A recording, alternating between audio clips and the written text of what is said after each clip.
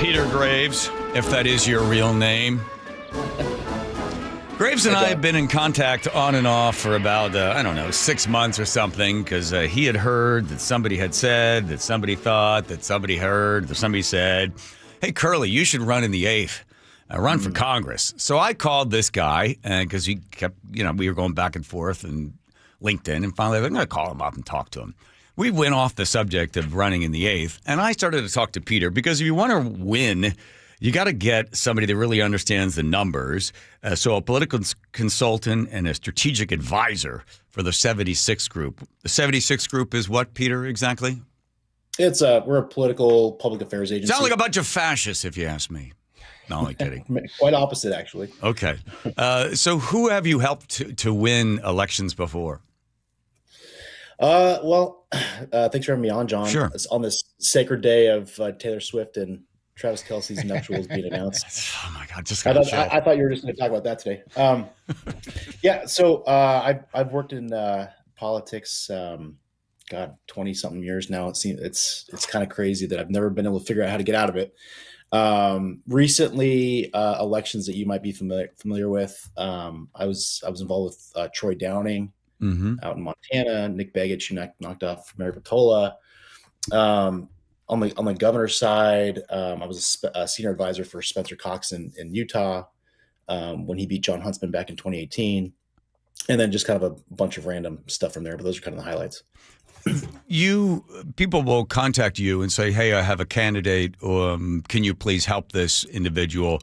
And then taking the person from their desire to run and then win.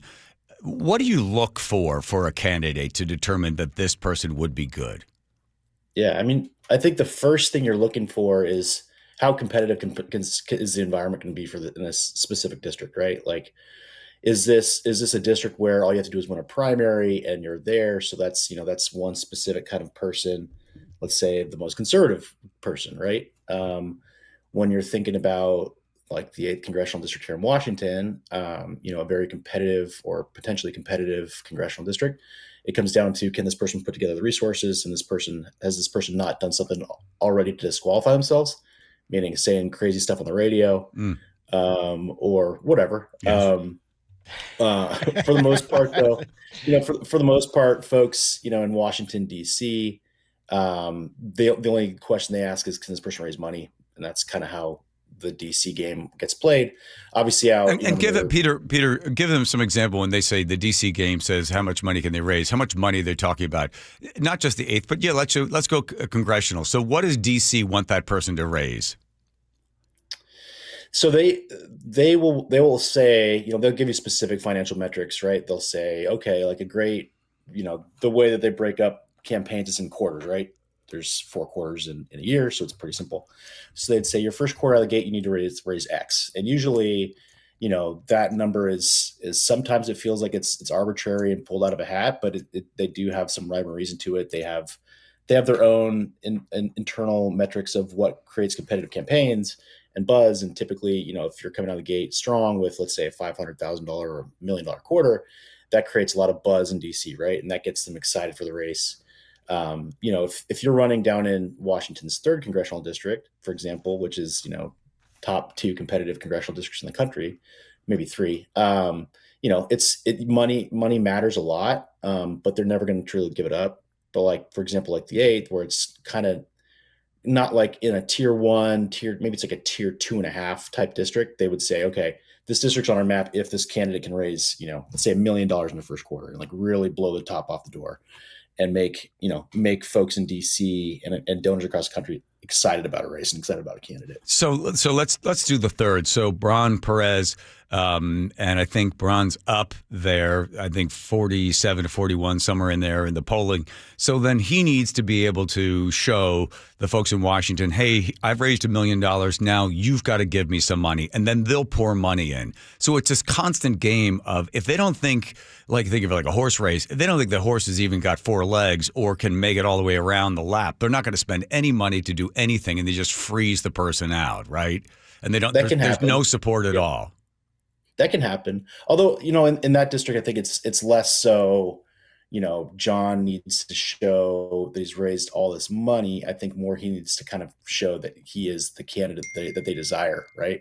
He's the guy that, because it took them 6 months to get John in the race, or 7 months to get John in the race, and now there's other people looking at it, and they're going to look and see how his financial quarter goes and see if he's consolidating support. Washington D.C. There's this is a number of years ago, but there was one race here that was really competitive in Washington, and the consultant was really upset that the congressional committee wasn't playing in the race, and they were saying you're not putting money in this race, and the political director at the congressional committee at the time, he wrote an email back and copied me on it when I was at the Washington State Republican Party, and the email was basically like, we don't Washington D.C. doesn't make campaigns. Candidates make campaigns. Candidates need to raise their own money and show their own competitiveness. After Labor Day in an even number year is when those big groups come in and play heavy and hard, right? So they'll poll every race in the country that they care about, a year from now. And, if you are in the realm of winning, yes, you'll have the full throated support of every good and bad dollar you can get in Washington, D.C. But before that point, it's completely up to the campaign, right? You gotta show that you have the ability to pull coalitions together and build a broad-based campaign. So I think that's what John's doing right now. And from what I can tell, I think he's doing a good job. It's so complicated. There's so many layers to the whole thing. They decide, well, we're not going to spend any money on that race. We can give up that seat because we know we can win over here. We don't have to spend as much. They look at it with a dollar to vote cost. What is it going to cost us in order to get that candidate to be known, liked, and then voted for? Is it $4? Is it $7? Is it $15? $15 in order to advertise, to get the thing out on social media, to have the name, get name recognition. Then they start working that number down so that then the candidate that has the lowest dollar cost average, in order for the voter to know who they are and to decide they like them and then to vote for them, if they can get that under $4 or whatever that number is, it's a weird ratio that they come up with. Then they say, okay, that person obviously seems to have the juice. And then if they can raise $500,000, that sends out a signal to any other person that wants to run against them that they have already swept a bunch of money off the table. So now that guy's got a free open, or she's got a free open, track to begin to run. Does that basically lay out how they look at these numbers and the metrics of how they decide?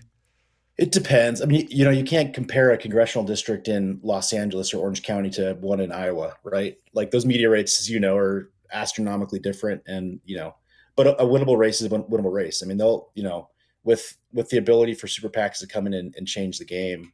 If it's you got to go buy $15 million of media in Los Angeles County to win a congressional race, they'll do it. If it's go run $500,000 of cable in Des Moines, Iowa, they'll do it, right? It's I think the game isn't so much how expensive one is drives their decision, because donors, I mean, you're talking about people who can write 10-figure checks to these super PACs overnight and change the game in any district, right? Yeah. But yeah, I think you're right. They do, like, from the start of it, they go, okay, if we're just comparing 5 different districts and we have a limited pool of money, which one is and they're all the same. It all cost, it all take the same amount of effort relative to the dollar. They're going to go and spend in Iowa before you spend in Los Angeles or in, Seattle. But that's why so much of the job for the campaigns are to go and show their competitiveness and show that what they are going to be bringing to the table as well. Peter Gray's our political consultant and a strategic advisor. Peter Kwan, who's running there in SeaTac for the city council, who was elected in 2016, running again in the third. He's already spent $30,000 of his own money. And I gave him some money. I like Peter. I've known him for years. That is an uphill climb. And he said to me, go ask Graves why it costs so much in order to run and win. Well, I think that's going to be a fraction of what he's going to need to spend to win. Right. I mean, what I don't know the numbers in that district, but I know that Stephanie Fain's raised a lot of money. Right. I mean, gosh, money in politics is big business. It controls a lot of stuff. King County Council controls who gets, to some degree, who gets garbage contracts, who gets hangers rights in Boeing Field, who gets Boeing Field access. I mean, these are big things that people care about, and that's just scratching the surface. There's actually way more important things than that. But it's expensive to advertise, as like how much money would it cost to get an ad up on your radio station? It's not cheap. And so money is what money is, but $30,000 in the grand scheme of things. That's his own money, Peter. He's still raising, but he wrote a check for his own. And I don't think they get paid that much to be a city council member, but he just, I guess, fighting hard for it. He's like, I got to put my own money in. So speaking of money, I'm going to get you to give free advice to anybody who's out running or thinking of running. How difficult will it be for a Republican in the state of Washington, even in sort of a red district or a red town, with Donald Trump hanging over like a giant orange cloud? That's what I like. I love to give free advice, John. I mean, well, if you're running a Republican city, a Republican district, donors it doesn't really matter, right? Like, you're going to elect Republican, they're going to be happy about that.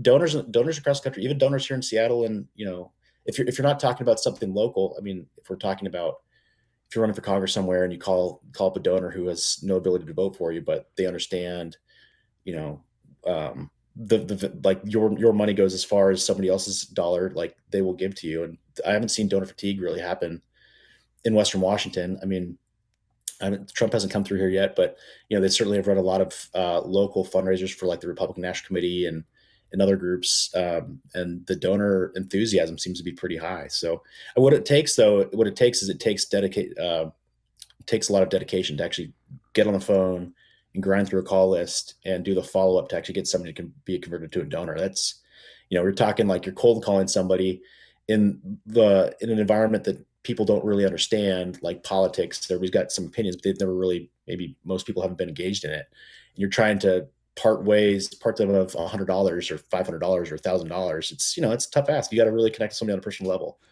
Aside from the candidate asking, the advice I'm looking for is, with Donald Trump being out there always, it seems the left is running now where we are your last sort of sandbag against the oncoming tide of fascism that is Donald Trump. So you have to vote for me. I know you might want to vote for the guy that seems to be a little to the right or to the middle or moderate, but I'm going to have to be the wall that you need. That seems to be what a lot of candidates in the state of Washington are running. The left seems very energized by Donald Trump.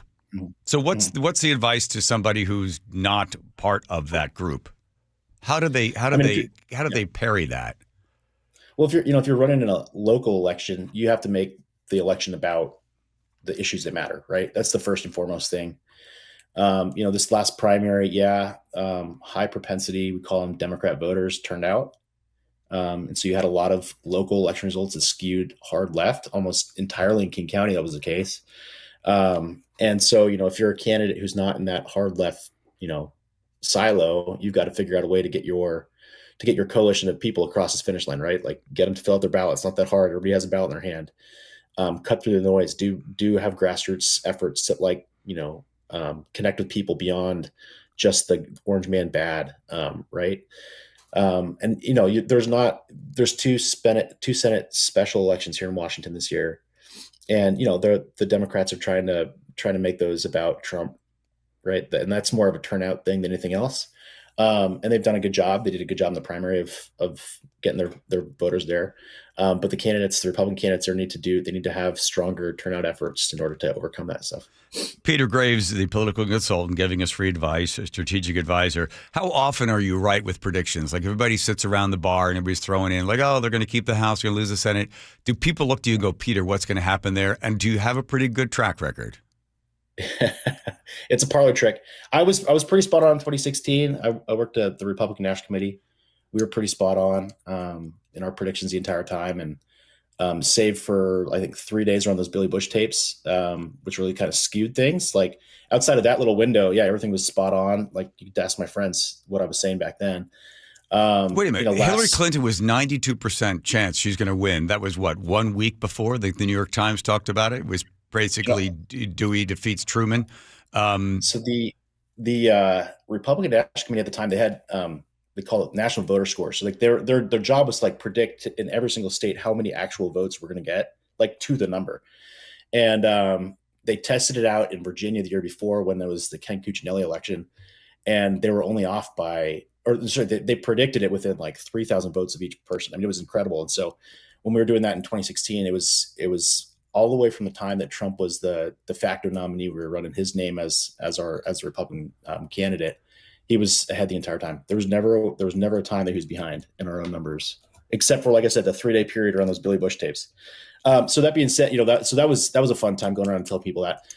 Besides that, I was a senior advisor for the Congressional Leadership Fund in 2018, and I had some pretty good numbers when we lost majority of the House. I was pretty spot on in a lot of those predictions. I had some friends who, it's legal to bet in this market called Predict It. You can bet political results. I had some friends who were asking some advice back then. 2020, I think I was saying it didn't feel the deck was stacked against Trump because of COVID and all that kind of stuff that they had, lined up against him. Okay, can we put and you then to 24? It just felt like it was Trump the entire way. Can I put I'm going to put you to the test now. You ready? Yeah, sure. Okay, here we go. Peter Graves, political consultant, strategic analysis for the 76 Group. Do the Republicans keep the House? How many seats are we going to take in Texas? I guess is the question. Texas, Ohio, Florida. I mean, this race to arms. I need a yes or no, Graves. Yes or no. Do the Republicans keep the House? Yeah. Yes. Do they keep the Senate? Oh, yeah. Does Donald Trump support J.D. Vance? Or does he leave it open? No, he's going to leave it open.